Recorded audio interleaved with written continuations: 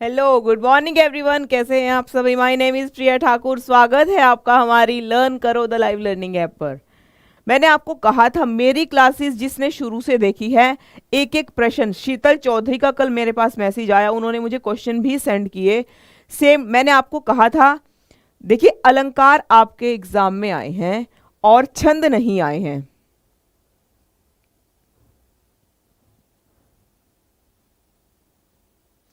ठीक है, तो अलंकार अनुप्रास, रूपक, उत्प्रेक्षा और उपमा, ये चार ही अलंकार हैं। और स्पेशल क्लास जो हमारी अलंकार की दो हैं वो आप देख लीजिए, उससे बाहर अलंकार का कोई क्वेश्चन एग्जाम में नहीं आया है।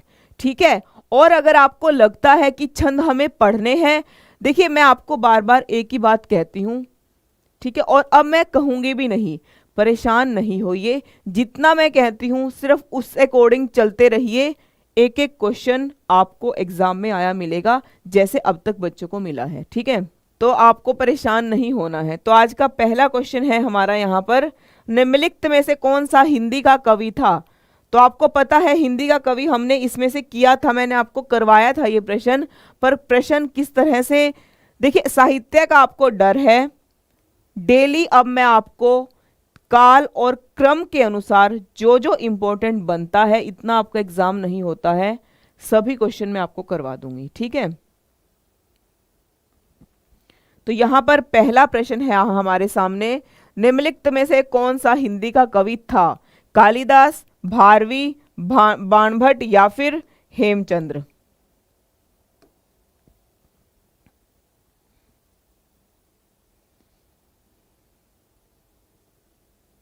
हिंदी का कवि पूछा गया है आपसे, हिंदी का कवि।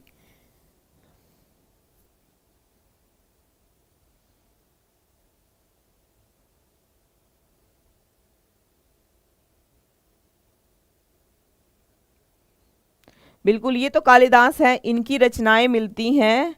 रघुवंशम मिलती है, कुमार संभवम मिलती है, मेघदूतम मैं आपको लिखवा देती हूँ। सबसे पहले आप कालिदास की रचनाएं लिख लेंगे सभी। ठीक है, रघुवंशम है,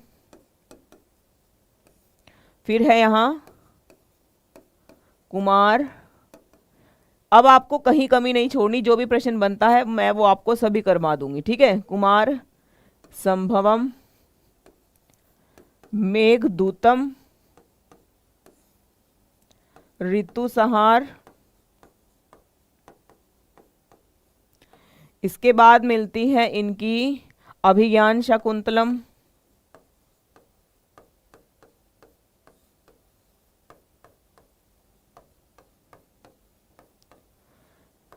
इसके बाद मिलती है इनकी विक्रमोर्वशीयम,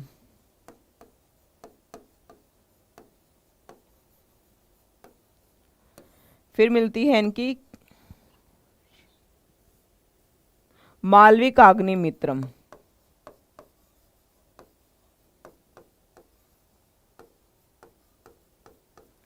ठीक है, ये इनकी रचनाएं हैं, ये कालिदास की रचनाएं हैं। अगर आती है तो आपको पता करना है, रघुवंशम, कुमार संभवम, मेघदूतम, ऋतुसंहार, अभिज्ञान शकुंतलम, विक्रमोर्वशीयम और मालविकाग्निमित्रम। ठीक है, यहां है भारवी की, भारवी की मिलती है किरात अर्जुनियम।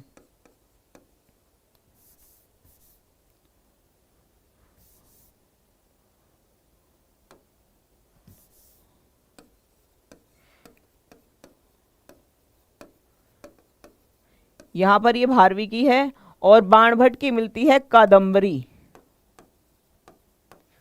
तो ये संस्कृत के कवि हैं तीनों। यहाँ हेमचंद्र बचे हैं जो आदिकाल के कवि माने जाते हैं, और इनकी एक बहुत ही महत्वपूर्ण रचना है हेमचंद्र शब्दानुशासन। ठीक है, इनकी ही रचना है, आदिकाल के कवि हैं ये। आदिकाल का समय 1050 से लेकर 1375 तक माना जाता है। और हेमचंद्र जो है आदिकाल के कवि हैं, इनकी एक रचना मिलती है हेमचंद्र शब्दानुशासन।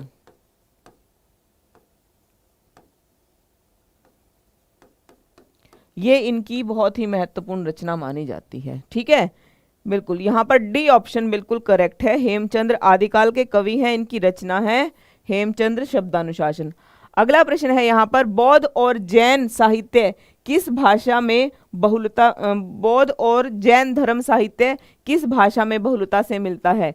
यानी बौद्धों की भाषा क्या है, जैनों की भाषा क्या है, हिंदी है, मागधी है, अवधी है या फिर पाली है। और बौद्ध भी और जैन भी ये भी आदिकाल में ही मिलते हैं, ठीक है, इनका वर्णन भी आदिकाल में ही माना जाता है। आदिकाल का समय आपको बता दिया है। अगर आता है यहाँ पर आपको पूछा जाता है कि आदिकाल का समय 1050 से लेकर 1375 तक का समय आदिकाल का माना जाता है, ठीक है, इतना बस आपको पढ़ना है। तो यहाँ पर आदिकाल में है तो पाली भाषा में क्या होगा, जैन और बौद्धों की भाषा की बहुलता मिलती है आदिकाल में, ठीक है, ये प्रश्न है आपका।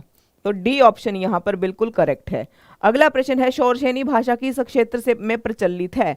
तो शौरसेनी कहाँ है? सौराष्ट्र में है, मथुरा में है, मगध में है या फिर महाराष्ट्र में है ये भाषा? हाँ बिल्कुल पाली, वेरी गुड, बहुत अच्छा। तो यहाँ पर आपको बताना है शौरसेनी भाषा किस क्षेत्र में मिलती है, जल्दी से बताइए। डरना नहीं है मैम, है अभी आपके साथ, आपका साहित्य भी एकदम अच्छा हो जाएगा, ठीक है।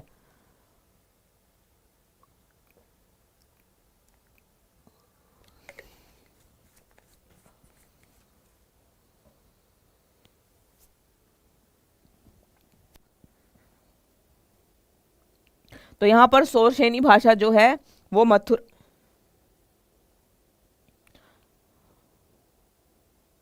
महाराष्ट्र में मिलती है, इसका आंसर महाराष्ट्र होगा, बी, ठीक है, बी करेक्ट कर लेना। तो यहां मथुरा नहीं होगा, मथुरा की तो ब्रज भाषा है। तो यहां पर आप इसका ऑप्शन टिक सही कर लोगे, यहां पर महाराष्ट्र होगा, बी ऑप्शन इसका करेक्ट होगा, बी। अगला प्रश्न है यहाँ, प्राकृत भाषा की अंतिम अवस्था जो लोकप्रिय हुई है उसको क्या कहा जाता है? अपभ्रंश कहा जाता है, खड़ी बोली कहा जाता है, कन्नौजी या फिर मागधी कहा जाता है?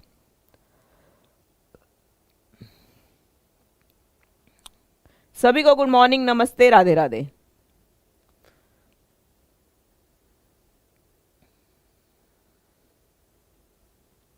तो यहां पर जो प्राकृत भाषा है उसको अंतिम अवस्था जो लोकप्रिय हुई है वो अपभ्रंश हुई है। और प्राकृत को अपभ्रंश किसने कहा है? रामचंद्र शुक्ल ने कहा है ये, ठीक है, ये भी आपको पता होना चाहिए। प्राकृत भाषा को अपभ्रंश की अंतिम अवस्था किसने कहा है? रामचंद्र शुक्ल ने कहा है, ठीक है। तो ए ऑप्शन यहां पर बिल्कुल करेक्ट है। अगला प्रश्न है यहाँ, आदिकाल और वीर गाथा काल का समय क्या है? आदिकाल को वीर गाथा काल किसने कहा है? रामचंद्र शुक्ल ने कहा है, ठीक है। तो यहां पर आपको बताना है आदिकाल और वीर गाथा काल। आदिकाल किसने कहा है? आदिकाल हजारी प्रसाद द्विवेदी ने कहा है और वीर गाथा काल रामचंद्र ने कहा है, ठीक है। ये बस ये इतना आपको ध्यान रखना है। अब जब आपको पता है कि 1050 से लेकर 1350 तक का माना जाता है, तो 1050 जो है वो 11वीं शताब्दी के अंतर्गत आता है और 1350 जो है वो 14वीं शताब्दी के अंतर्गत आता है। क्योंकि आपको पता है 1050 के बाद 11 ही आएगा, 11वीं शताब्दी, 1350 के बाद 14वीं। तो इस तरह से आपको बताना है अगर आपको शताब्दी पूछा जाता है, ठीक है। बिल्कुल, तो यहां पर क्या होगा? ए ऑप्शन बिल्कुल करेक्ट है। आदिकाल को वीरगाथा काल का समय है यहां पर 11वीं शताब्दी से लेकर 14वीं शताब्दी, यानी 1050 से लेकर के 1350 तक का जो समय है वो माना जाता है, ठीक है। अगला प्रश्न है यहाँ, निम्नलिखित में से कौन सिद्ध नहीं है? यानी कि सिद्ध जो आदिकाल है वहां आपको मैंने बताया था कि सिद्ध और नाथों में और चारण साहित्य में, ठीक है, जैनों में, बौद्धों में, इस तरह के कई जो धर्म हैं वो आदिकाल में देखे जाते हैं। तो यहाँ पर सिद्धों के नाम है, सिद्धों की संख्या कितनी है? 84 है। अगर प्रश्न आता है सिद्धों की संख्या कितनी है तो आपको बताना है सिद्धों की संख्या है 84। आप कहोगे मैम इनके नाम कैसे याद करें? अभी वेट कीजिए, अभी आपको मैं बताऊंगी कैसे आपको याद करना है। और अगर आता है नाथों की संख्या कितनी है तो नाथों की संख्या 9 है, ठीक है। ये आपको बताना है। सिद्धों के जो सबसे पहले सिद्धों की प्रवर्तक कौन थे यानी सिद्ध साहित्य के, तो आपको बताना है यहाँ पर सरहपा। ठीक है, और अगर नाथों का आता है तो आपको बताना है गोरखनाथ। देखिए ये इस क्वेश्चन पर कई बहुत इशू रहता है अगर आपको नाथों की संख्या आती है। यहां पर गोरखनाथ भी दिया जाता है और मत्स्येंद्र नाथ भी दिया जाता है। ठीक है, अगर ऑप्शन में दोनों हैं तो आपको मत्स्येंद्र ही टिक करना है। अगर नाथों में यानी गोरखनाथ ही है यानी एक है तो कोई बात नहीं, जो भी होगा टिक करना है। अगर दोनों आ जाते हैं तो आपको मत्स्येंद्र नाथ टिक करना है। बड़ा इशू रहता है इस क्वेश्चन के ऊपर, हिंदी में हर एक एग्जाम में क्वेश्चन आता है और हर एक एग्जाम में इस पर इशू रहता ही रहता है, नाथों के जो प्रवर्तक हैं उस पे।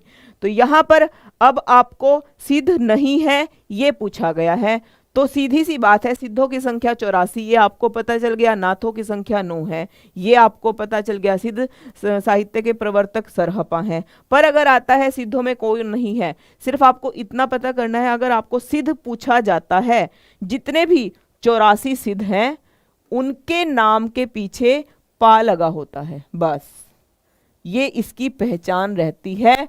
और यहां सिद्ध नहीं पूछा गया है तो कल्हण जो है वो सिद्ध नहीं है।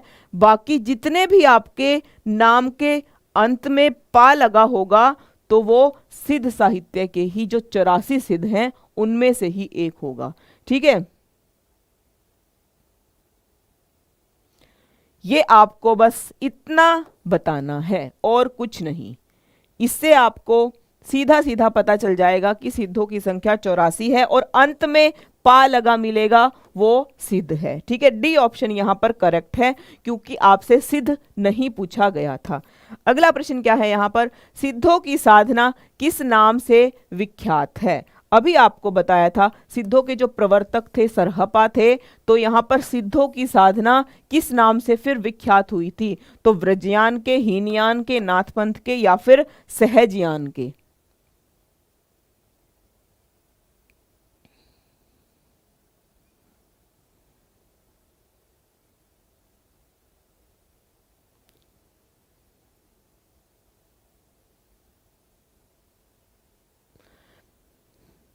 तो सिद्धों के जो प्रवर्तक थे वो सरहपा थे। ठीक है, इतना आपको क्लियर हो चुका है, ये मैं आपको बता चुकी हूं। तो यहां पर सिद्धों की साधना किस नाम से जानी जाती है, सरहपा है तो सहजयान के नाम से ही जानी जाती है। सी ऑप्शन करेक्ट है, यानी सरहपा है तो क्या किस नाम से जाना जाएगा, सहजयान के नाम से ही जाना जाता है। शीतल गुड मॉर्निंग, बताइए एग्जाम कैसा हुआ है। तो यहां पर गोरख वाणी का रचयिता किसे माना जाता है। शीतल चौधरी वेरी गुड मॉर्निंग बच्चा, बताइए आपका एग्जाम कैसा हुआ है हिंदी का।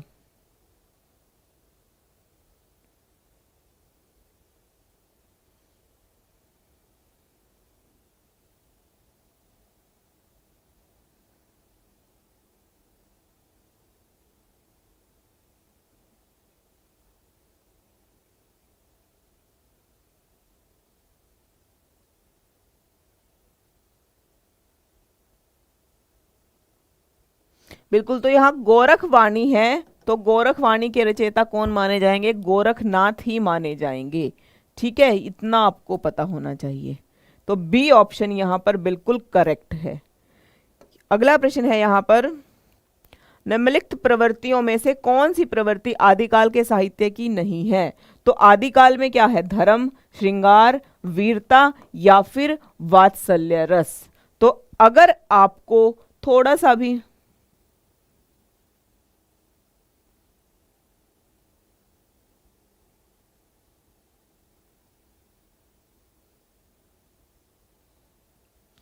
तो यहां पर अगर आपको थोड़ा सा प्रश्न आदिकाल के बारे में पता है, उसी से ही आप पहचान लोगे कि किस काल आदिकाल में किसका प्रवृत्ति का, आदिकाल में किस साहित्य की प्रवृत्ति नहीं रही है। ठीक है, धर्म आपको पता है, हाँ जी गेम चेंजर बच्चा, मैंने आपको पहले ही बताया था कि बस आपको मेरे अकॉर्डिंग चलते रहना है अगर आपको अच्छा स्कोर चाहिए, ठीक है।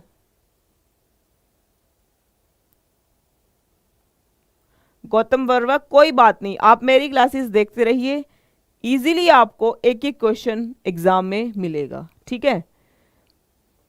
अलंकार की स्पेशल क्लास है, आज मैं उसका लिंक आपको दे दूंगी, वो आप एक बार जरूर देखकर जाइए। अलंकार, ज्यादातर अलंकार ही 4 से 5 प्रश्न अलंकार के पूछे जा रहे हैं एग्जाम में, ठीक है।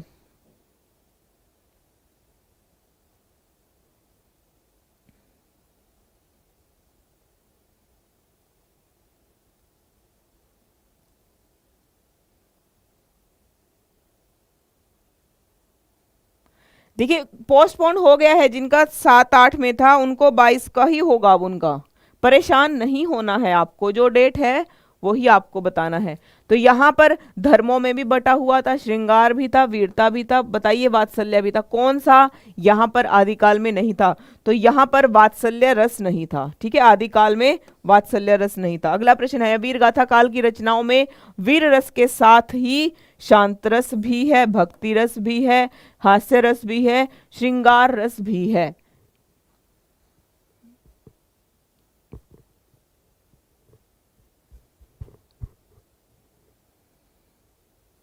हाँ जी, मैंने आपको बताया है अलंकार। आप बताइए, गेम चेंजर अलंकार हमारे किए हुए ही थे ना सभी। शीतल बताएंगी, शीतल का एग्जाम हो चुका है, गेम चेंजर का एग्जाम हो चुका है।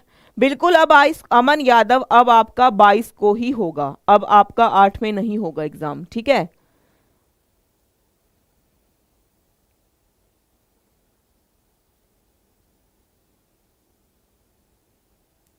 स्पेशल क्लासेस देखते रहिए टॉपिक की, इजीली उसमें से आपको प्रश्न मिल जाएगा। एक एक प्रश्न हम कर चुके हैं, साहित्य हमारा थोड़ा कम हुआ था, अब आपका डेली टॉपिक वाइज साहित्य ही रहेगा। यहाँ पर जो भी इंपॉर्टेंट क्वेश्चन साहित्य में बनता है एक एक मैं आपको करवा दूंगी, ठीक है। तो यहाँ पर वीर रस में श्रृंगार के साथ साथ वीरता के साथ साथ श्रृंगार रस भी है। अमीर खुसरो, यहाँ पर आपको अमीर खुसरो जो कि आदिकाल कवि के कवि माने जाते हैं और खड़ी बोली के प्रथम आदिकाल के कवि माने जाते हैं। इन्होंने फारसी और संस्कृत दोनों के विद्वान थे, विनोदी और सहृदय थे। इन्होंने मुकरियां लिखी हैं या फिर उपरोक्त सभी।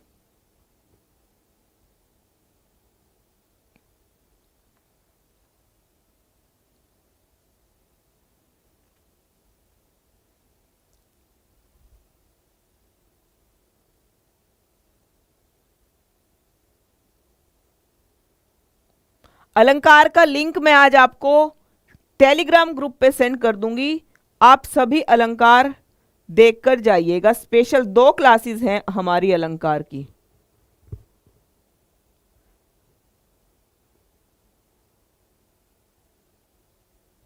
बिल्कुल, तो यहां पर डी ऑप्शन बिल्कुल सही है, डी ऑप्शन इज करेक्ट। अगला प्रश्न है यहां, खालिक बारी किसकी रचना है? निजामुद्दीन औलिया की, अमीर खुसरो की, कुतुबन की या फिर गुरु नानक देव की?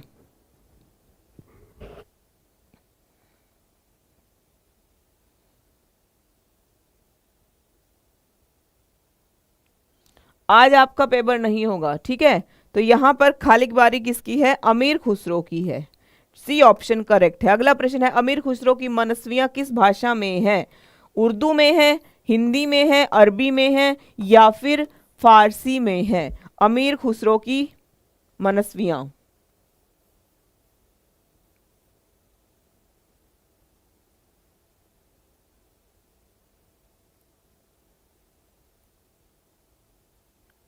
संधि भी आया था, बिल्कुल आई थी संधि, समास और उपसर्ग, प्रत्यय, ये सभी टॉपिक आए थे। यहां पर फारसी होगा। अगला प्रश्न है, अभिनय जयदेव की उपाधि किसे मिली है? हमने प्रश्न किया हुआ है, तो आपको चैतन्य महाप्रभु को, भट्ट केदार को, उपरोक्त में से किसी को नहीं, या फिर विद्यापति को।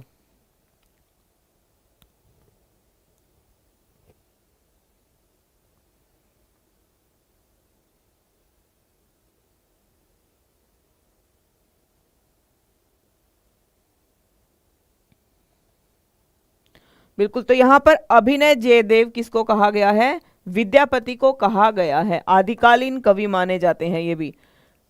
खुमान रासों के रचयिता कौन है? दलपति विजय हैं, चंद्रबरदाई हैं, जगनिक हैं या फिर नरपति नाहला हैं?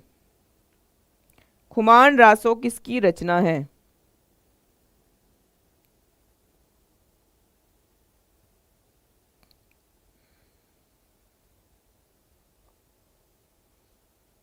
बिल्कुल, तो यहां पर खुमान रासो किसकी है? दलपति विजय की ही है।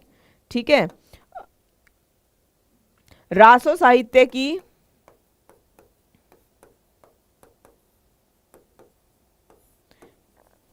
सबसे प्रथम रचना है ये। अगला प्रश्न है, ये पृथ्वीराज रासो के रचयिता कौन है? नरपति नाला है, शारंगधर हैं, परमाल रासो हैं या फिर चंद्रबरदाई है? जोगिंदर सिंह, आज नहीं होगा आपका एग्जाम। अगर आपको पेपर उसमें शो नहीं हो रहा है, आपका पोस्टपोन हो गया है एग्जाम। ठीक है।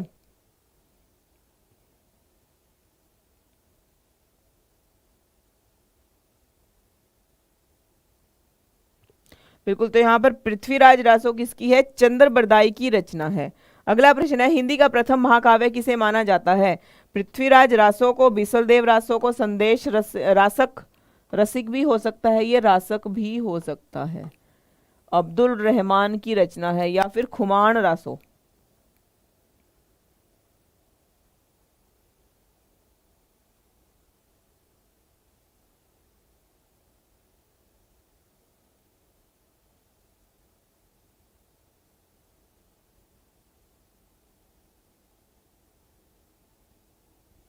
बिल्कुल, तो यहां पर क्या होगा? A option is correct. अगला प्रश्न है, यहां आल्हा खंड में किसकी वीरता का वर्णन है? आल्हा और उदल की, राजा हमीर की, पृथ्वीराज की या फिर बीसल देव की? देखिए, अलंकार 5 आए थे, 2 समास आए थे, उपसर्ग 2 आए थे, प्रत्यय 2 आए थे, मुहावरा 1 आया था, संधि का विच्छेद से 3 प्रश्न थे, कवि और उनकी रचनाएं, ये एग्जाम में रहा है। 5 अलंकार पूछे गए हैं। अलंकार ध्यान से कीजिएगा, ऐसा भी नहीं है छंद छोड़ दोगे, क्या पता आपके एग्जाम में अलंकार ना पूछ करके छंद दे दिया जाए। दोनों टॉपिक अच्छे से आपको पढ़ना है। मैंने आपको कहा था कि ऐसा मत समझना कि ये टॉपिक इंपॉर्टेंट नहीं है, पूरा व्याकरण आपके लिए बहुत इंपॉर्टेंट है। ठीक है, तो यहां पर आला और उदल है। ठीक है, ए ऑप्शन इज करेक्ट। अगला प्रश्न है, यहां कुछ लोगों का विचार है कि पृथ्वीराज रासो ग्रंथ को चंद्रप्रदाय के पुत्र ने पूरा किया था। चंद्रप्रदाय के पुत्र का क्या नाम था? जलहण, विलहण, कलहण या फिर कोई नहीं?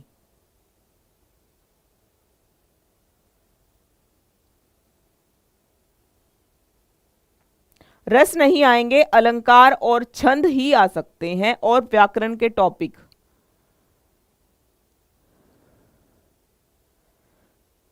जो राइटर मैंने आपको बताए हैं वो तो बिल्कुल आपको करके ही जाना है। देखिए, जो रचनाएं हैं वो आपको मिलान करो से आई हैं। मिलान करो यानी कि सही मिलान करो, वो बहुत इजी रहता है। अगर आपको 2 ऑप्शन पता है, 2 राइटर्स की रचनाएं पता है, इजीली आपको पता चल जाएगा। ठीक है, बिल्कुल, तो यहां पर चंद्रबरदाई के पुत्र का क्या नाम है? जलहण है चंद्रबरदाई के पुत्र का नाम, जिन्होंने पृथ्वीराज रासो को पूरा किया था। अगला प्रश्न है, वीर काव्य के बारे में कौन सा कथन गलत है? इनमें युद्धों का वर्णन है। जब वीर काव्य है तो उसका मतलब क्या है? युद्ध का वर्णन ही होगा। इनमें वीर रस के साथ श्रृंगार रस भी है, बिल्कुल, यहां पर वीर रस के साथ श्रृंगार रस भी मिलता ही मिलता है। इनकी भाषा औज पूर्ण है, बिल्कुल, या ये पूर्णतः प्रमाणिक माने जाते हैं। अब ये चारों में से आपको एक गलत बताना है, कौन सा है? बिल्कुल, क्योंकि पूर्णतः प्रमाणिक कोई भी रचना नहीं मानी जाती है। बस, तो डी ऑप्शन यहां पर बिल्कुल करेक्ट होगा। अगला प्रश्न है, अमीर खुसरो की रचना कौन सी है? आखिरी कलाम है, खालिक बारी है, मधुमालती है या फिर मृगावती है?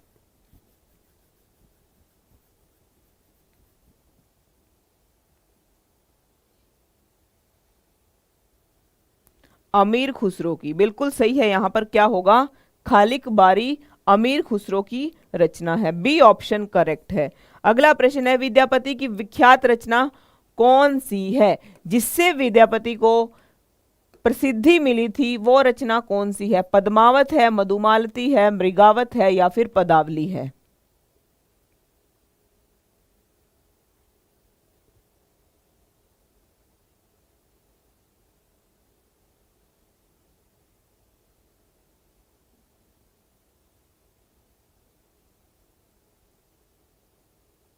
सूरज कुमार, बहुत बहुत धन्यवाद आपका। देखिए कई बच्चे, आप बात आज ठीक है, मैं अभी आपका सूरज कुमार, शीतल, गेम चेंजर तीनों अभी लाइव सेशन के बाद हमारे साथ बात करेंगे और आपको बताएंगे कि एग्जाम कैसा आया है। आपको परेशान नहीं होना है, मैं आपको बार बार यही बात कहती हूँ, जितना मैं कहती हूँ सिर्फ उतना पढ़ते जाइए, बहुत बेस्ट आपका एग्जाम होगा।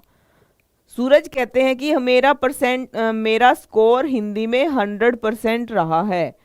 तो देखिए आपको भी अगर ऐसा ही स्कोर चाहिए, जो जो टॉपिक मैंने आपको बताए हैं वो आप पढ़ लीजिए, इजीली आपका भी 100% स्कोर होगा सूरज कुमार की तरह, ठीक है, शीतल चौधरी की तरह।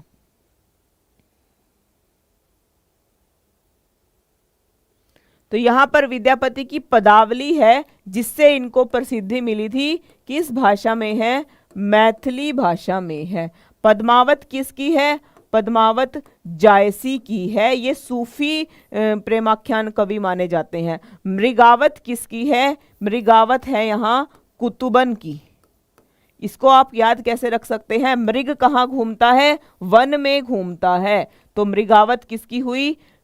कुतुबन की होगी, ठीक है। और मधुमालती किसकी है? ये मंझन की है। और ये तीनों कवि सूफी काव्यधारा के हैं और ये सिर्फ विद्यापति आदिकाल के कवि माने जाते हैं।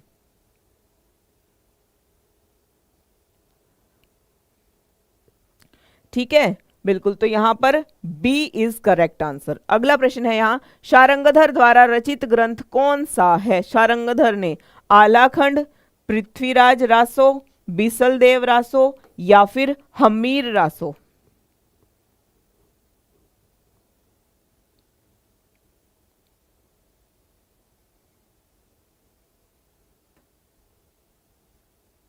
बिल्कुल बाल गोपाल चैनल, मैंने आपको बोला था, मैं फर्स्ट डे से ही आपको बोलती आई हूं, बस मेरे साथ आपको बने रहना है, क्लासेस आप देखते रहिए, आपका स्कोर और बच्चों की तरह अच्छा होगा, ठीक है। जैसे अभी तक मेरे पास किसी बच्चे का ऐसा कोई मैसेज नहीं आया कि मैम हिंदी का एग्जाम बेकार गया है, एक एक क्वेश्चन हम आपका करवाया हुआ ही है। तो आपको क्लासेस देखती रहनी है जो मैंने आपको बताई हैं, बस इतना आप कीजिए, अच्छा स्कोर आपका बेस्ट 100 में से आपका 100% ही स्कोर रहेगा। तो यहाँ पर शारंगधर के द्वारा रचित क्या है? हमीर रासो शारंगधर की रचना है, ठीक है। डी ऑप्शन यहाँ पर बिल्कुल करेक्ट है और ये आदिकाल के ही कवि माने जाते हैं। अगला प्रश्न है, निम्नलिखित में से किस ग्रंथ में वीर रस की उपेक्षा श्रृंगार रस अधिक है? पृथ्वीराज रासों में, बिसलदेव रासों में, आल्हाखंड में, हमीर रासों में? श्रृंगार रस, बिल्कुल।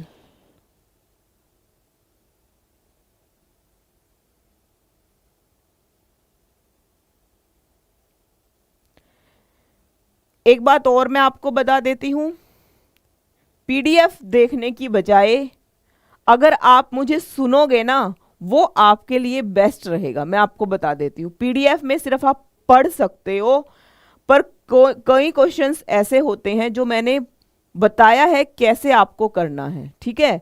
ये आपको पीडीएफ पढ़ने की बजाय अगर मुझे जितना ज्यादा सुनोगे ना, वो आपके लिए बेस्ट रहेगा।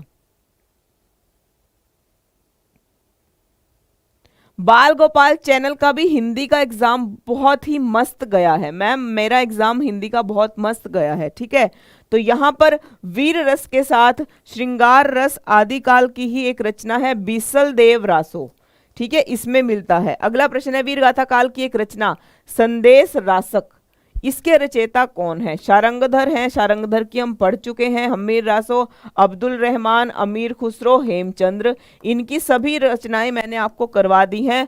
अब एक यहाँ पर कवि बचा है जो कि वीर गाथा काल का ही है और जिसने संदेश रासक लिखा है।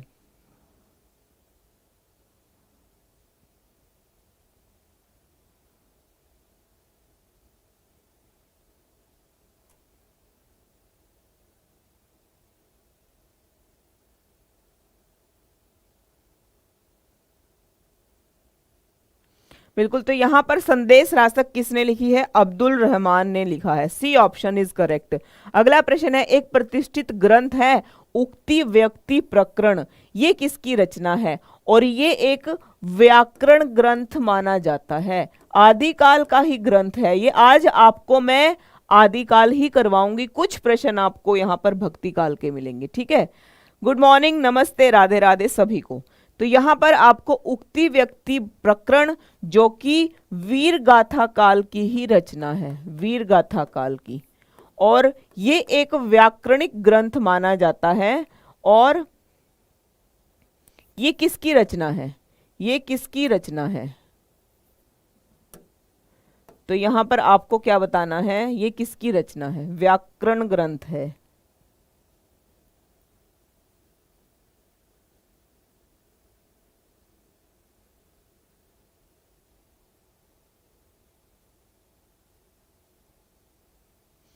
तो यहां पर ये किसकी होगी? यहां पर ये है दामोदर भट्ट की है।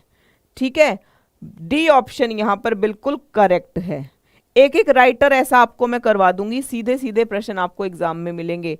और एक स्पेशल क्लास है साहित्य की, वो तो देखना मत भूलना आप। ठीक है, राधा कृष्ण के प्रेम का अनूठा वर्णन किस में मिलता है? किस रचना में? पद्मावत में, मृगावती में, मधुमालती में और पदावली में।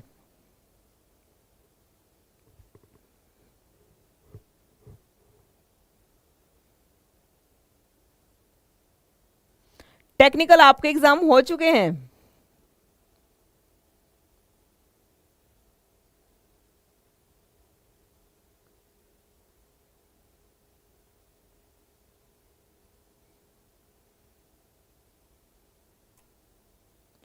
बिल्कुल गौतम वर्मा, आप एक बार देखिए, आपको कोई डाउट रहता है मैं हूं यहां पर आपकी हेल्प के लिए। एक बार क्लासेस देखिए, आपको पता चल जाएगा।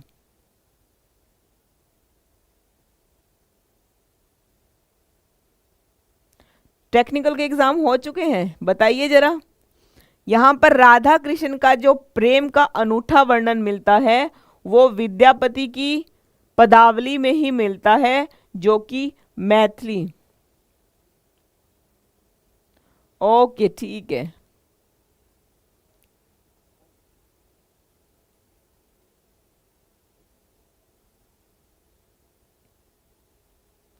कोई बात नहीं, चलो कोई बात नहीं। तो यहां पर क्या होगा? पदावली ही है। अगला प्रश्न है, यहाँ संस्कृत साहित्य में जो स्थान जयदेव का है, हिंदी साहित्य में वही स्थान किसको मिला है? ठीक है, जयदेव का जो स्थान है अभी हमने किया था, दलपति विजय का है, जगनिक का है, चैतन्य का है या फिर विद्यापति का है?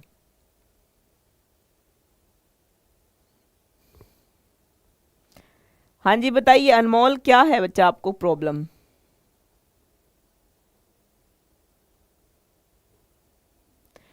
टेलीग्राम पर मैं आपको लिंक सेंड कर देती हूँ जो क्लासेस आपको चाहिए।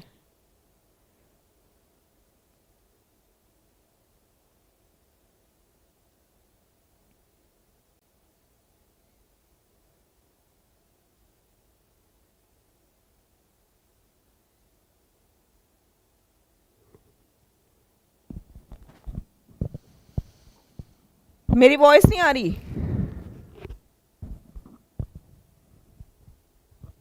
वॉइस प्रॉब्लम है क्या?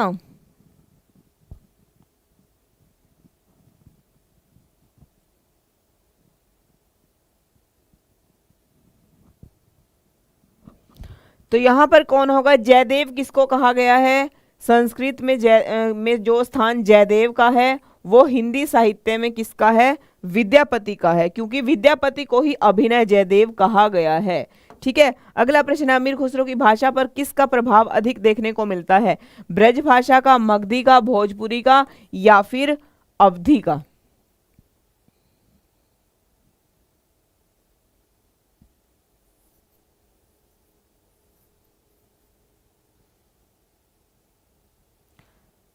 हिंदी का सिलेबस क्या है? गद्यांश है आपका सिलेबस, मैं आपको बता देती हूं, और शब्दावली है। उससे अलग अब जो एग्जाम में पूछा गया है, छंद भी पूछा गया है और अलंकार भी पूछा गया है। ये हिंदी का आपका सिलेबस है। बस यहां से ही पूरा सिलेबस, शब्दावली के ही सभी टॉपिक आपको एग्जाम में आए हैं। ये सिलेबस है। शब्दावली में अब आपको होगे मैम कौन कौन से टॉपिक हैं? शब्दावली में आपको उपसर्ग, प्रत्यय, संधि, समास, मुहावरे और विलोम शब्द, पर्यायवाची शब्द, ये सभी जो टॉपिक हैं वो शब्दावली के अंदर ही आ जाता है। ठीक है। तो यहां पर अमीर खुसरो पर किस भाषा का प्रभाव था? ब्रज भाषा का। A option is correct. अगला प्रश्न है, पृथ्वीराज रासों में वीर रस के साथ क्या है? भक्ति रस है, शांत रस है, श्रृंगार है या फिर करुण रस है?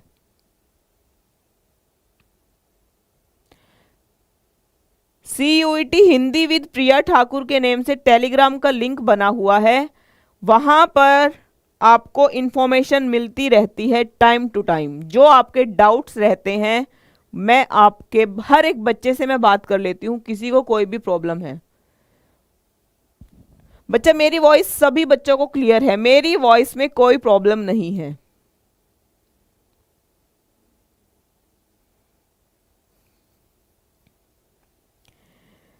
मेरी क्लासेस आप देख लीजिए। जो भी बच्चे आज नए आए हैं, परेशान नहीं होना है। मैं आपको टॉपिक्स मैंने बता दिए हैं।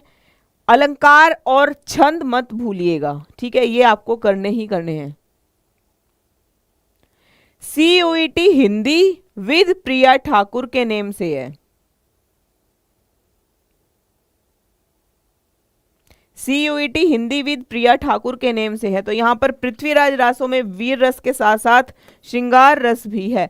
दलपति विजय की रचना किसने की है?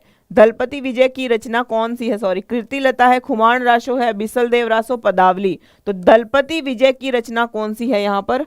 खुमान रासो।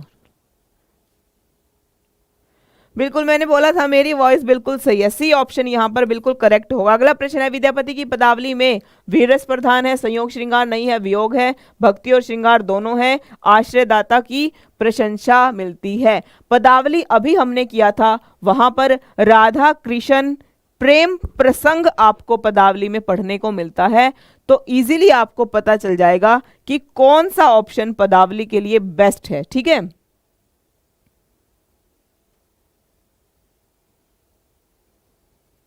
बिल्कुल, तो यहां पर क्या होगा? सी ऑप्शन, भक्ति भी मिलता है और श्रृंगार भी मिलता है।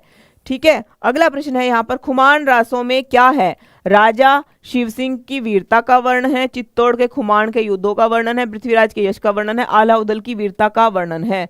तो यहां पर इजीली ऑप्शन आपको पता चल जाएगा।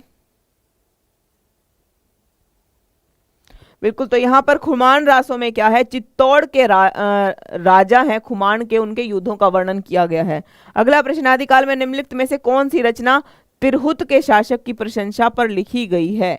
परमाल रासो है, मृगावती है, मधुमालती है या फिर कीर्तिलता है? तो ये कीर्तिलता है जो कि विद्यापति ने ही लिखी है और तिरहुत के शासक शिव सिंह की प्रशंसा में ये लिखा गया है। ठीक है। तो बी ऑप्शन यहां पर बिल्कुल करेक्ट होगा। अगला प्रश्न है, कौन सा ग्रंथ लेखक जोड़ा सही है? यहां पर 3 रचनाएं आपको गलत मिलेंगी और एक आपको बिल्कुल सही मिलेगी। कौन सी है?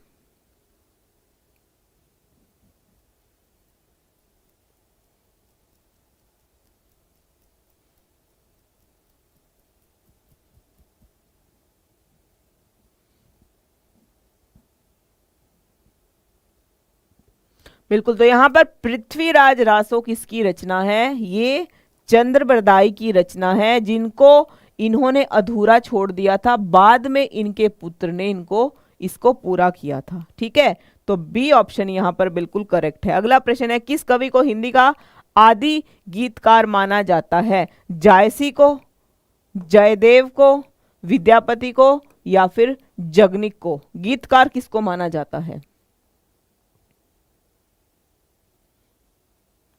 बिल्कुल, तो यहां पर किसको माना जाता है? विद्यापति को ही गीतकार माना जाता है। अगला प्रश्न, अपभ्रंश काव्य अधिकतर किस छंद में लिखा हुआ है? रोला में, कवित्त में, दोहा में या फिर छप्पे में? तो अपभ्रंश का जो काव्य है, अपभ्रंश में जो दोहा छंद होता था उसको दोहा बोला जाता था। ठीक है, बाद में इसका नाम परिवर्तित करके दोहा रखा गया था, पहले इसको दोहा के नाम से जाना जाता था। तो यहाँ पर डी ऑप्शन बिल्कुल करेक्ट होगा। अगला प्रश्न है, विद्यापति रचित मैथिली का विख्यात ग्रंथ कौन सा है? अब जहां पर पूछा जाता है मैथिली और विद्यापति की रचना, तो यहां पर ली होगा, यानी मैथिली से ही क्या बनता है? पदावली बनता है। और ये जो दोनों रचना है इनकी, ये भी विद्यापति की ही है। ठीक है,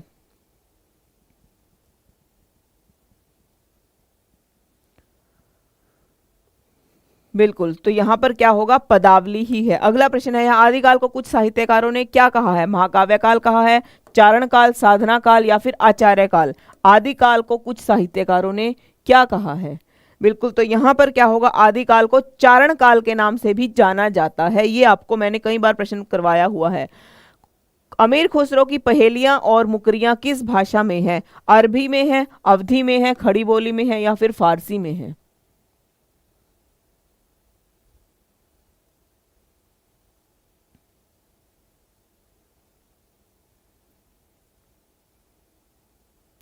अनमोल, आप क्लासेस देख लीजिए मेरी, इजीली आपको पता चल जाएगा कैसे पढ़ना है और क्या पढ़ना है। ठीक है, तो यहां पर क्या होगा? खड़ी बोली होगा।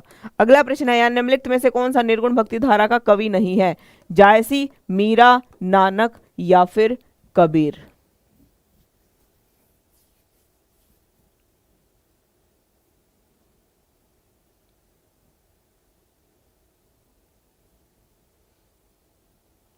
बिल्कुल, तो यहां पर आपको निर्गुण धारा का पूछा गया है, तो मीरा नहीं है, मीरा भक्ति काल की है। ठीक है, और वैसे जायसी भी नहीं है, क्योंकि ये प्रेमाख्यान यानी कि सूफी काव्य धारा के कवि हैं, सूफी के हैं। ठीक है, ये आपको मैंने बता दिया, ये दोनों निर्गुण काव्य धारा के हैं। अगला प्रश्न है, यहाँ निम्नलिखित में से कौन सा सगुण भक्ति धारा का कवि नहीं है? सगुण का रसखान, नंददास, सूरदास या फिर कुतुबन?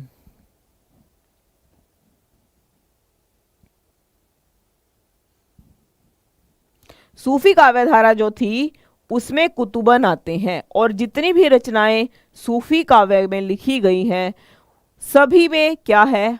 लव स्टोरी हर एक रचना में यहां पर मिलती है। ठीक है,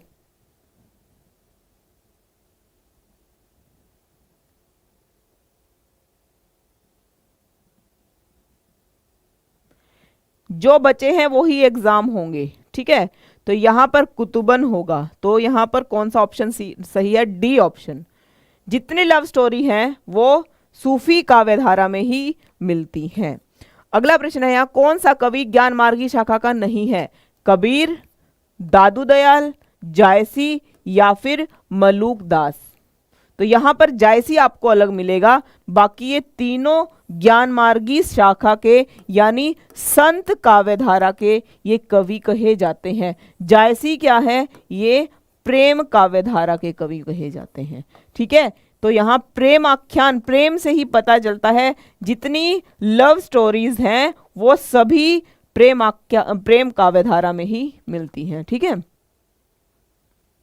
बिल्कुल, तो अगला प्रश्न यहाँ पर डी है, डी ऑप्शन यहाँ जायसी बिल्कुल सही है। अगला प्रश्न है, प्रेम की पीर की अभिव्यक्ति किन कवियों ने कहा है? इजीली अब आप पहचान लोगे, जहां पर प्रेम में पीड़ा हो गई थी तो वो किसको मिलेगा, किस साहित्य में जाएगा?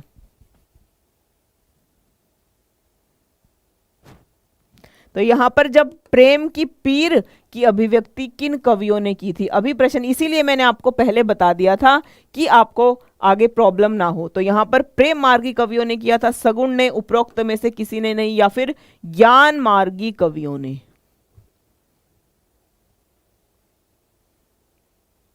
बिल्कुल, हाँ, अभी आपको पता चल जाएगा। प्रेम की पीठ सीधा कहाँ चला जाता है? प्रेम मार्गी कवियों में ही चला जाता है। ठीक है, ए ऑप्शन यहां पर करेक्ट है। और जितनी इस काल में रचनाएं लिखी गई थी, इस काल में जितनी भी रचनाएं लिखी गई थी, जो उनका नाम था ना, जैसे कुतुबन, छोटी सी कहानी है ये, और इसमें क्या है, सिर्फ जो नायक होता है और नायिका होती है, उसका ही प्रेम प्रसंग वर्णन मिलता है। कुतुबन हुआ, मालती मंजन हुआ, मधुमालती हुआ। ठीक है,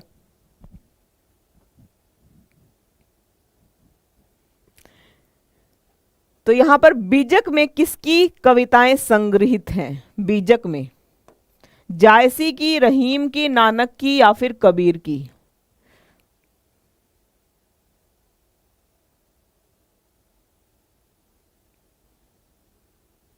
बीजक में किसकी कविताएं संग्रहित हैं?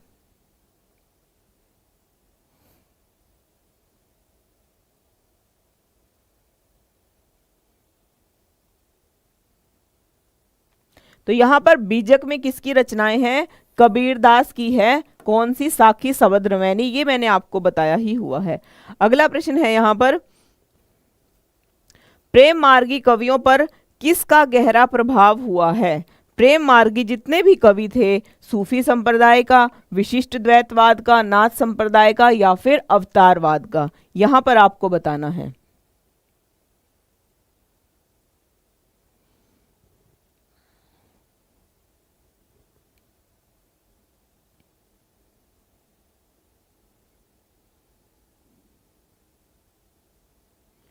बिल्कुल, जो भी प्रेम मार्गी कवि थे वो सूफी कवि कहे जाते हैं। ठीक है, सूफी संप्रदाय से ही संबंधित थे, ये आपको पता होना चाहिए। अगला प्रश्न है यहाँ पर, पद्मावत की रचना किसने की है? ये भी एक सूफी कवि है। देखिए, मंझन भी सूफी कवि है, कुतुबन भी सूफी कवि है, और रजब भी सूफी कवि कहे जाते हैं, और जायसे भी। ठीक है, रजब संत काव्यधारा के कवि कहे जाते हैं, रजब। ठीक है, तो यहाँ जितने भी, पद्मावत में भी आपको पता है, देखी है आपने पद्मावत, तो यहाँ पर रतन सेन की और पद्मावती की जो लव स्टोरी है, उसका वर्णन जायसी ने बड़े ही सुंदर तरीके से किया है। बहुत अच्छा, इसको पढ़ोगे, बड़ी अच्छी यहाँ पर पद्मावती जो लिखा है जायसी ने, बहुत ही इंटरेस्टिंग है। तो यहाँ पर सी ऑप्शन बिल्कुल करेक्ट है। अगला प्रश्न है, प्रेम मार्गी कवियों की रचनाएं किस भाषा में है? खड़ी बोली में है, ठेठ अवधी में है, मगधी में है या फिर ब्रज भाषा में है? तो यहाँ पर प्रेम मार्गी जितने भी कवि हुए हैं वो हैं यहाँ पर ठेठ अवधि में मिलते हैं। सी ऑप्शन करेक्ट है। अगला प्रश्न है, निम्नलिखित में से किसकी भक्ति साख्य भाव की है? मीरा की है, रसखान की है? तो मीरा की तो म से ही हो जाएगा, मधुर भाव की। ठीक है, तो यहाँ तुलसीदास की है, नहीं, हाँ, तो यहाँ रसखान और सूरदास। तो साख्य भाव किसकी होगा?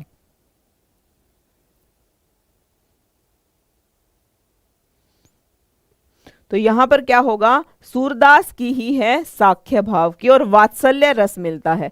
सूरदास की रचनाओं में किसका हृदयग्राही वर्णन किया गया है? भक्ति का, वात्सल्य का, श्रृंगार का या फिर उपरोक्त तीनों का? सूरदास की रचनाओं में, बिल्कुल, तो सूरदास की रचनाओं में किसका है? उपरोक्त तीनों का वर्णन यहां सूरदास की रचनाओं में मिलता है। अगला प्रश्न है यहाँ पर, ज्ञान मार्गी कवियों की रचनाओं में हमें किसका वर्णन मिलता है? जो ज्ञान मार्गी थे, प्रेम मार्गी में आपको बता चुकी हूं प्रेम मार्गी में किस तरह की कहानियां मिलती हैं। तो यहाँ पर जो ज्ञान मार्गी थे, यानी जो कबीर थे, ठीक है, कबीर, रैदास, धन्ना, पीपा, सेन, नरेहारन, बहुत, यानी कि 12-13 जो कवि आते हैं वो ज्ञान मार्ग की शाखा में ही आते हैं। इन पर ज्ञान का प्रभाव था एकेश्वरवाद का या फिर साधना का या तीनों का? तो यहाँ पर डी ऑप्शन बिल्कुल करेक्ट है। अगला प्रश्न है, निर्गुण भक्ति अवतारवाद की धारणा से ओतप्रोत थे? परे थे, निसृत थे या फिर पोषित थे? तो निर्गुण भक्ति अवतारवाद की निर्गुण में कौन आते हैं? कबीर आते हैं। ठीक है, ये भी आपको पता होना चाहिए। तो वो परे थे अवतारवाद से, वो दूर रहते थे। अगला प्रश्न है यहाँ पर, निम्नलिखित में से कौन सा कृष्ण भक्ति शाखा का कवि नहीं है? तो सूरदास हुए, रसखान हुए, मीरा हुई या फिर केशवदास हुए? तो कृष्ण की भक्ति किसने नहीं की थी, किस कवि ने नहीं की थी?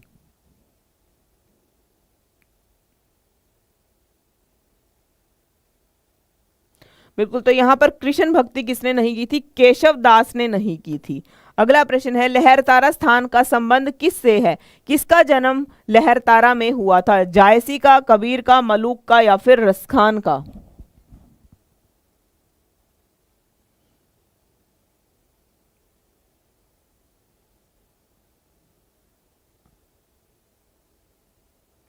बिल्कुल, तो यहाँ पर लहरतारा का संबंध किससे है? कबीर का जन्म लहरतारा नामक स्थान पर हुआ था। ठीक है, अगला प्रश्न है, कबीर किसके शिष्य थे?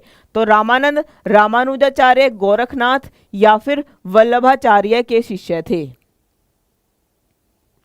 कबीर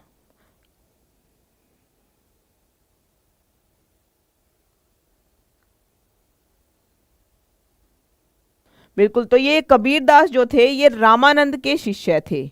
ठीक है, इनके 12 शिष्य थे, कबीर, रैदास, धन्ना, पीपा, सेन, बहुत हैं, आपको इतना नहीं करना, आपको सिर्फ मेन मेन क्वेश्चन करने हैं। मगहर और लोई से किसका संबंध है? रैदास का है, मलूकदास का है, कबीर का है या फिर दादू दयाल का है? मगहर और लोई।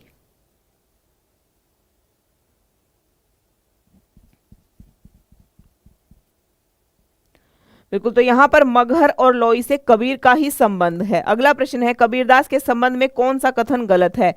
वे गुरु महिमा को मानते थे, वे अवतारवाद को मानते थे, वे धार्मिक पाखंडों के विरोधी थे, वे जीव और ब्रह्मा की एकता में विश्वास रखते थे?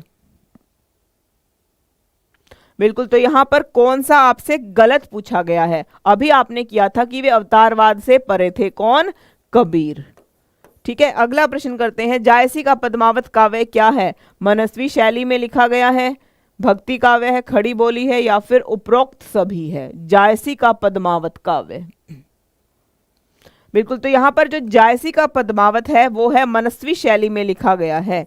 अगला प्रश्न है, यहाँ सूरदास ने भ्रमर गीत में निर्गुण ब्रह्मा का उपहास किया है, निर्गुण ब्रह्मा में आस्था प्रकट की है, कृष्ण की बाल लीलाओं का वर्णन किया है, यशोदा के वात्सल्य का अनूठा वर्णन सूरदास ने भ्रमर गीत में किया है। ये भ्रमर गीत भी किसकी है रचना?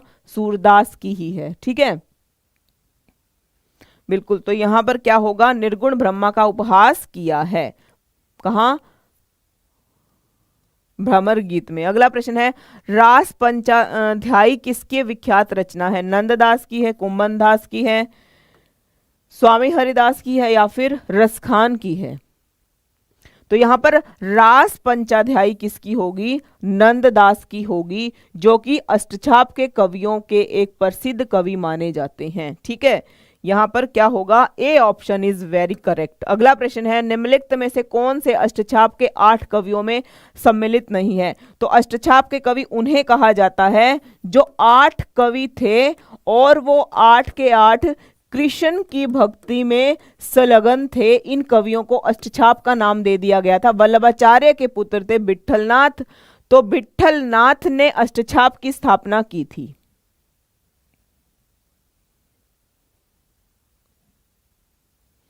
ठीक है, तो यहां पर सूरदास हैं, कुंभनदास हैं, नंददास हैं या फिर कबीरदास हैं? तो आपको पता ही है, इजीली आप पहचान लोगे, कबीरदास ही हैं, क्योंकि यह ये कौन है? ये निर्गुण काव्यधारा के में संत कवि कहे जाते हैं। ठीक है, और अष्टछाप को 2 भागों में बांट दिया था। देखिए, आगे मैं आपको बता देती हूं एक बार कैसे आपको याद करना है। तो यहां पर अष्टछाप की स्थापना किसने की थी 1575 में?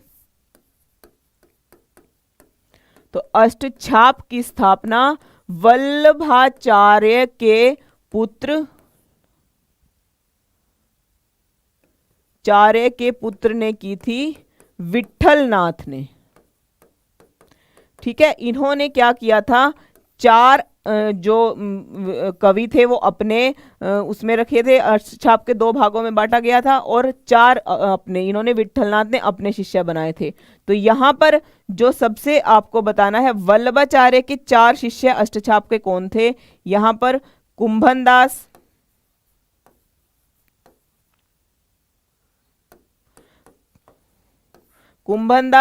सूरदास, फिर है यहां पर कृष्णदास, और फिर है यहां पर परमानंद दास। ठीक है, ये अष्टछाप में वल्लभाचार्य के शिष्य माने जाते हैं। विट्ठलनाथ ने क्या किया था, अपने जो शिष्य रखे थे इन्होंने गोविंद स्वामी, छीत स्वामी, फिर नंददास, और उसके बाद यहां पर हुआ था चतुर्भुज दास।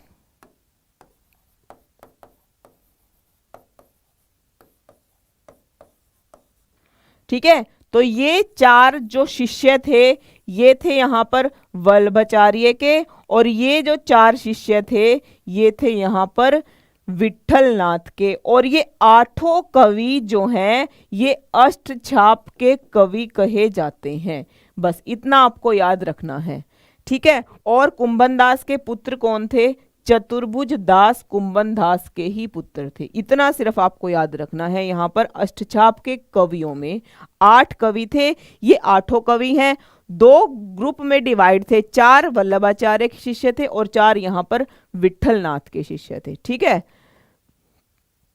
बांदा जिले का राजापुर गांव किस कवि का जन्म स्थान है, बिहारी लाल का है, तुलसीदास का है, भूषण का है, या फिर मैथिली शरण गुप्त का है। बिल्कुल, तो यहां पर क्या होगा, Tulsidas, C option is correct है।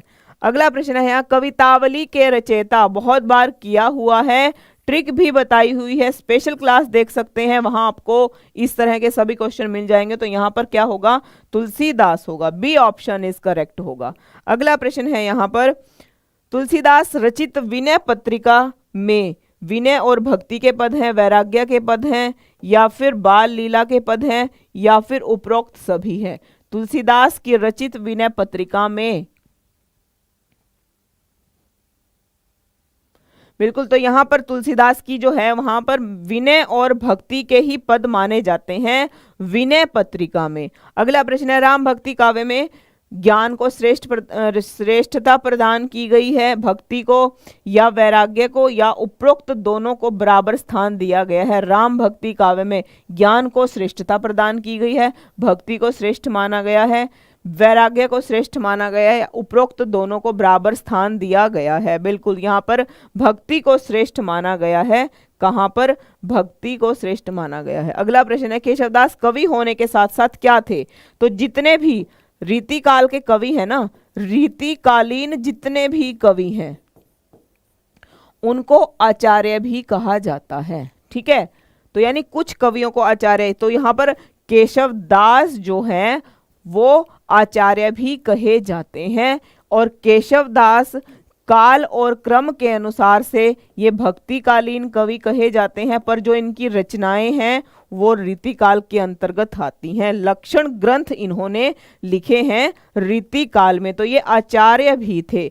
अगला प्रश्न है, किस कवि को कठिन काव्य का प्रेत कहा गया है। तो रामचंद्र शुक्ल ने किस कवि को कठिन काव्य का प्रेत कहा है। रामचंद्र शुक्ल ने यहाँ पर केशवदास को कठिन काव्य का प्रेत कहा है। ठीक है, इनकी बहुत ही प्रसिद्ध रचना मिलती है रामचंद्रिका, बहुत पूछी जाती है।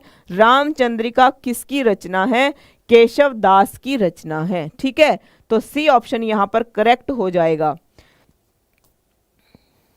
अगला प्रश्न है यहाँ पर, केशवदास की रचनाओं में सबसे महत्वपूर्ण रचना कौन सी है। प्रश्न आ ही गया है। कवि प्रिया, देखिए है ये भी केशवदास की, रसिक प्रिया भी केशवदास की है, विज्ञान गीता भी केशवदास की है, रामचंद्रिका भी केशवदास की है। ये चारों रचनाएं हैं तो केशव की ही, पर इनमें आपको सबसे महत्वपूर्ण बतानी है कौन सी रचना है? तो यहाँ पर क्या होगा, सीधा सीधा आपको पता है रामचंद्रिका, जिसको छंदों का अजायब घर भी कहा जाता है। तो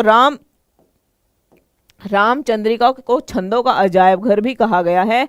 ये इसीलिए बहुत फेमस रहती है, ये सबसे महत्वपूर्ण रचना मानी जाती है केशव दास की। ठीक है, अगला है रहीमदास के दोहों में क्या मिलता है? नीति है, उपदेश है, भक्ति है, या फिर कोई नहीं? तो या उपरोक्त सभी। तो यहाँ पर क्या होगा, रहीमदास के दोहों में नीति भी है, उपदेश भी है, भक्ति भी है, या फिर उपरोक्त सभी? तो यहाँ पर डी ऑप्शन बिल्कुल करेक्ट रहता है। ठीक है, सभी मिलते हैं रहीमदास के दोहों में।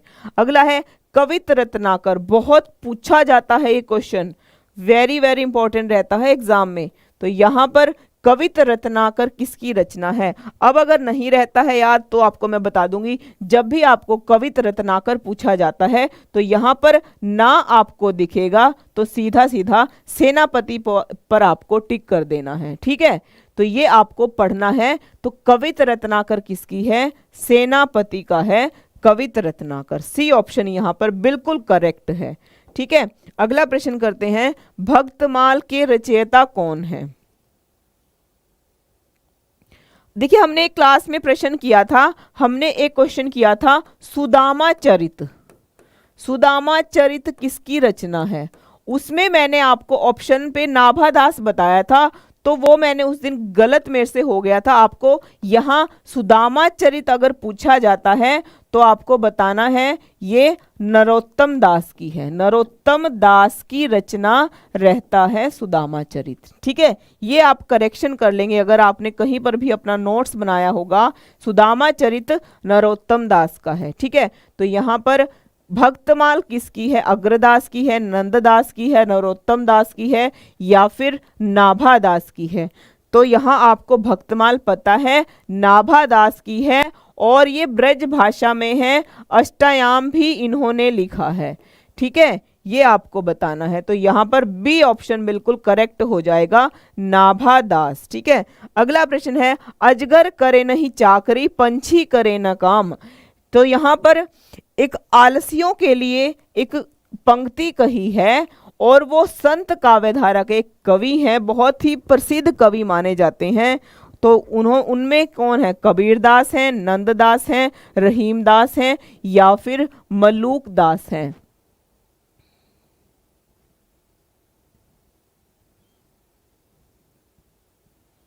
ठीक है, तो यहाँ पर अजगर करे नहीं चाकरी मलूक दास ने कहा है।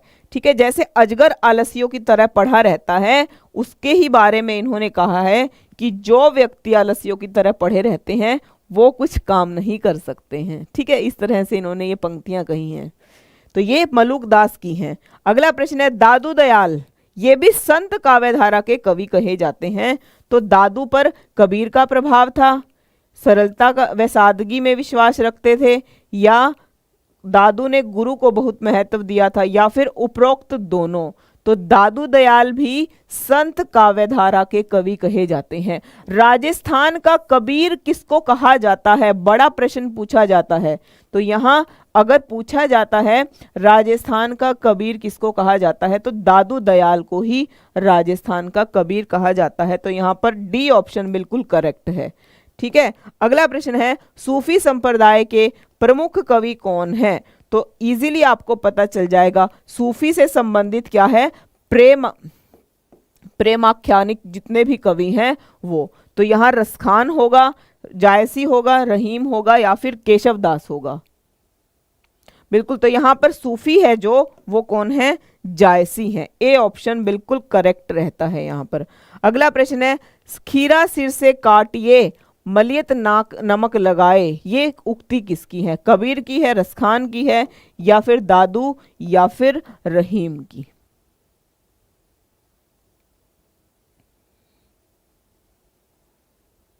बिल्कुल, तो यहां पर क्या होगा? B option is correct. ठीक है, बी ऑप्शन इज करेक्ट। अगला प्रश्न है, अखरावट और आखिरी कलाम किसकी रचना है? जिन्होंने पद्मावत की रचना की थी, तो वो कौन होंगे? जायसी ही होंगे। ठीक है, तो सी ऑप्शन यहां पर बिल्कुल करेक्ट है। अगला प्रश्न है यहाँ, मधुमालती किसकी रचना है? मधुमालती, तो यहाँ पर मंझन होगा, जायसी होगा, रसखान होगा, कुतुबन होगा। कुतुबन की हम कर चुके हैं, कुतुबन की मृगावती थी, और रसखान की प्रेम वाटिका पूछी जाती है। प्रेम वाटिका किसकी रचना है? रसखान की है। जायसी की हम तीनों रचनाएं कर चुके हैं। मंझन की क्या मिलती है यहाँ? मधुमालती मिलती है। ठीक है, अगला प्रश्न यहाँ पर क्या होगा? मंझन, सी ऑप्शन बिल्कुल करेक्ट है। अगला है यहाँ पर, नागमती का विरह वर्णन हिंदी साहित्य का सर्वश्रेष्ठ विरह वर्णन है। यह किस ग्रंथ में मिलता है? अब जब हम पद्मावत की बात करते हैं तो यहीं पर क्या होता है? नागमती का विरह वर्णन मिलता है। ठीक है, जब पद्मावत की और रतन सेन की शादी हो जाती है और उसके बाद जो वियोग यानी कि जो विरह पीड़ा में नागमती रहती है, उसका स्पष्ट वर्णन पद्मावत में किया गया है, जायसी ने किया है। 57 सर्ग यहाँ पर 58 माने जाते हैं वैसे तो, पर कुल 58 है, पर बात चर्चा कितने में हुई है? 57 सर्गों में यहाँ पर हुई है। ठीक है, तो ये कहाँ होगा? नागमती का विरह वर्णन सीधा पद्मावत में ही होगा। बी ऑप्शन करेक्ट है। सूफी कवियों के प्रेमाख्यानों में क्या मिलता है? अभी आपको बता दिया था मैंने, किसी धर्म संप्रदाय का खंडन मंडन नहीं है, श्रृंगार रस की प्रधानता है, आत्मा को प्रियतम और परमात्मा को प्रिय माना गया है, या फिर उपरोक्त सभी।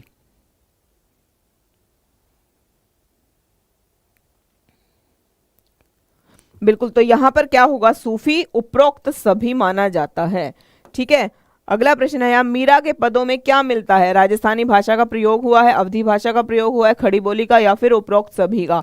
मीरा ने कृष्ण की भक्ति की थी। ठीक है, तो यहाँ पर राजस्थानी भाषा का सबसे ज्यादा प्रयोग मीरा ने अपनी रचनाओं में किया है।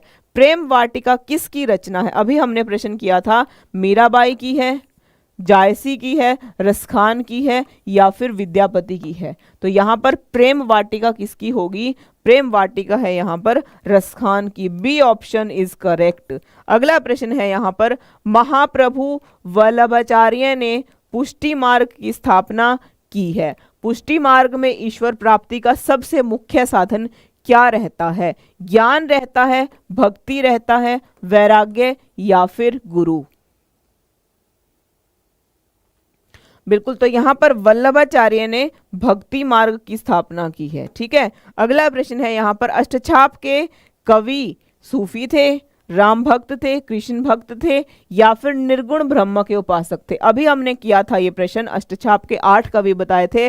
वल्लभाचार्य के पुत्र विठलनाथ ने अष्टछाप की स्थापना की थी। उसने 4 कवि अपने ग्रुप में रखा था और चारों को वल्लभाचार्य के ग्रुप में रखा था। ये भी मैंने आपको बताया था, तो सीधा सीधा आपको पता चल जाएगा। 8 कवि थे जो दिन रात कृष्ण भक्ति में ही लगे रहते थे। अष्टछाप के कवियों में केवल ब्रजभाषा में लिखा गए हैं। कृष्ण भक्ति के केवल माधुर्य पक्ष को ग्रहण किया है, किसी महाकाव्य की रचना नहीं की है, केवल स्फुटपद लिखे हैं, या फिर उपरोक्त सभी अष्टछाप के कवियों ने? तो डी ऑप्शन इज करेक्ट। ठीक है, अगला प्रश्न है यहाँ, केशवदास की रचनाओं में क्या मिलता है? केशवदास की रामचंद्रिका अभी हमने पढ़ी थी, तो कला पक्ष की प्रधानता, भाव पक्ष की काव्य सरसता है, या फिर प्रकृति का अनूठा चित्रण है? तो यहाँ पर जो केशवदास की रचनाएं हैं उसमें कला पक्ष की प्रधानता सीधी सीधी देखने को मिलती है। इन मुसलमान हरिजनन पे कौटिक हिंदू वारिये, यह पंक्ति किसकी है? जायसी की है, रसखान की है, खुसरो की है, या फिर रहीम की है? तो यहाँ पर क्या होगा? रसखान की ये पंक्तियां हैं। ठीक है, अगला प्रश्न है, जायसी की रचना पद्मावत है, वो क्या है? एक प्रेमाख्यान है, भक्ति काव्य है, वीर काव्य है, या फिर रीति काव्य है? तो इजीली अब जितने भी इस तरह के प्रश्न आते हैं आपको पता चल जाएगा क्या है वो। सीधे सीधे प्रेमाख्यान है। सूफी कवियों ने सभी प्रेमाख्यान लिखे हैं। ठीक है, अगला प्रश्न है यहाँ, कौन सा कथन सही नहीं है? सूफी काव्य प्राय अवधि में लिखा गया है। सूफी संप्रदाय खंडन मंडन को महत्व देता है। सूफी संप्रदाय में गुरु की बड़ी महिमा है। सूफी संतों ने भारतीय लोकाचार को अपनाया है।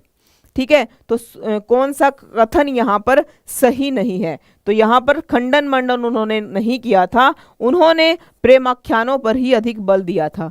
ठीक है, अगला प्रश्न है, जायसी के ग्रंथ पद्मावत में हीरामन तोता की क्या भूमिका रहती है? नायक कौन है? खलनायक कौन है? साधक की या फिर गुरु की? हीरामन तोता होता है पद्मावत में, उसकी क्या भूमिका रहती है? तो बिल्कुल, तो यहां पर क्या होगा, सीधा सीधा गुरु की भूमिका रहती है, क्योंकि जितने पात्र होते हैं उनका वर्णन किया गया है। बहुत ही लंबा है ये, आपको इतना नहीं मैं करवाऊंगी, जस्ट आपको इंपॉर्टेंट जो होगा वही मैं आपको करवाऊंगी। श्री वल्लभाचार्य की शिष्य परंपरा में निराकार ब्रह्मा की आराधना होती है, राम की उपासना होती है, या फिर कृष्ण की उपासना होती है, गुरु की महिमा का गान होता है? बिल्कुल, तो यहां पर क्या होगा, सी ऑप्शन, कृष्ण की उपासना होती है। अगला प्रश्न है, निम्नलिखित में से किसने ब्रह्म सत्यम जगत मिथ्या का उपदेश दिया है? वल्लभाचार्य ने, विठलनाथ ने, रामानुजाचार्य ने, या फिर शंकराचार्य ने? ब्रह्मा सत्यम जगत मिथ्या, तो यहां पर ये किसने कहा है? शंकराचार्य ने कहा है। ठीक है, अलवार संतों ने किस भाषा अलवार संतों ने किस भाषा में लिखा है? तेलुगु में, गुजराती में, तमिल में, या फिर उड़िया में?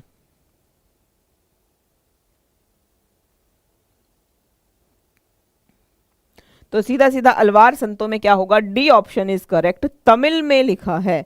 अगला प्रश्न है, गोस्वामी तुलसीदास ने रामचरितमानस की रचना किस उद्देश्य से की थी? लोक रंजन के लिए, मोक्ष प्राप्ति के लिए, राम कथा का स्मरण करने के लिए, या फिर स्वांत सुखाय के लिए?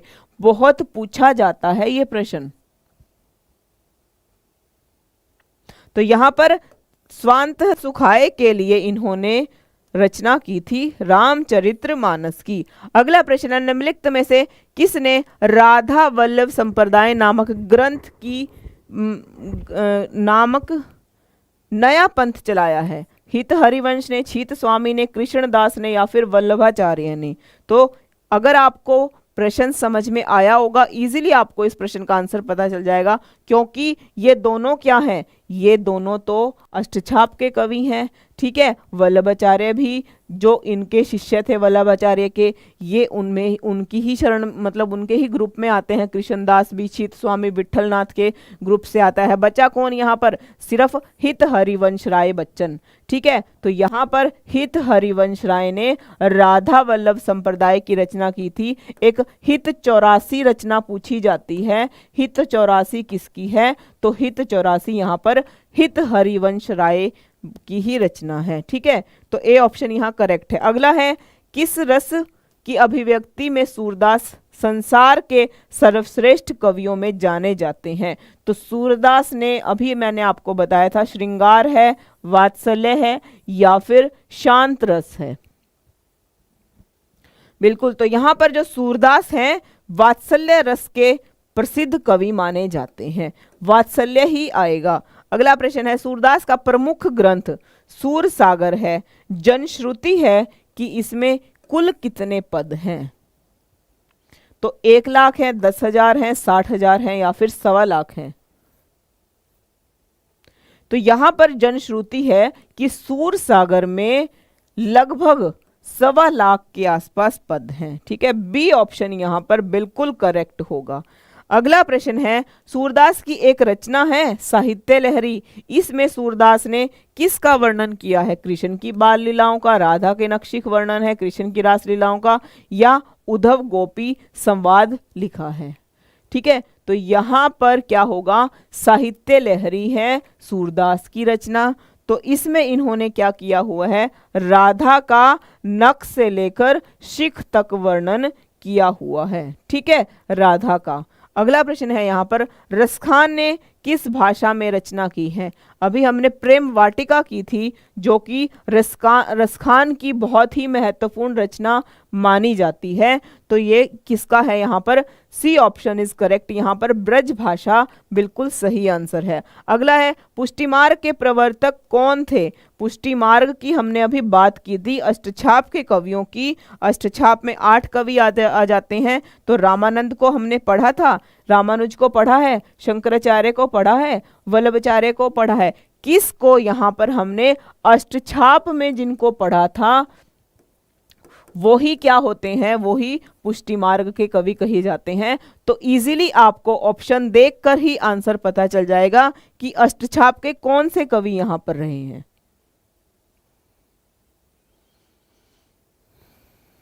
बिल्कुल वल्लभाचार्य, वेरी गुड, क्योंकि हमने पुष्टि मार्ग के प्रवर्तक सीधा सीधा कौन होंगे, वल्लभाचार्य ही होंगे। बी ऑप्शन बिल्कुल करेक्ट है।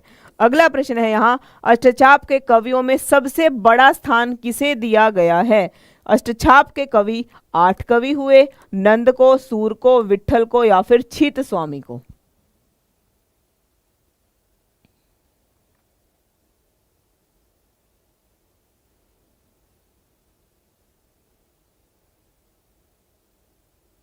बच्चा जब आपकी इंग्लिश की क्लास होगी आपके पास नोटिफिकेशन आ जाएगा, ठीक है।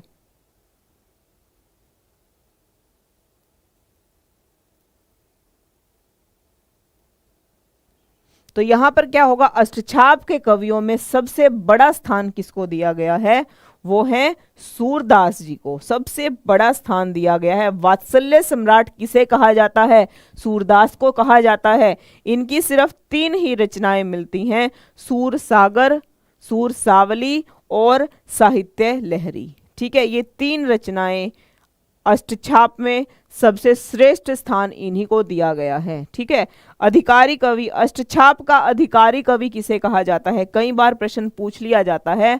तो यहाँ पर अष्टछाप का जो अधिकारी कवि है वो कृष्णदास को कहा जाता है, क्योंकि जितना भी जो भी कार्य यानी कि कृष्णदास के अंतर्गत ही जो भी कार्य होते थे वो ही देख रेख में करते थे। ठीक है, बिल्कुल। तो यहाँ आज हमने टॉप 100 साहित्य के क्वेश्चन किए हैं, क्योंकि जब तक आपको थोड़ी स्टोरी का नहीं पता चल जाता किसी भी टॉपिक में आप उसको कर नहीं पाओगे। ठीक है, तो यहाँ आपको ये करना ज़रूरी होता है कि थोड़ा सा आपको स्टोरी का पता होगा, आपके याद रहेगा कि मैम ने ऐसे आपको बताया था।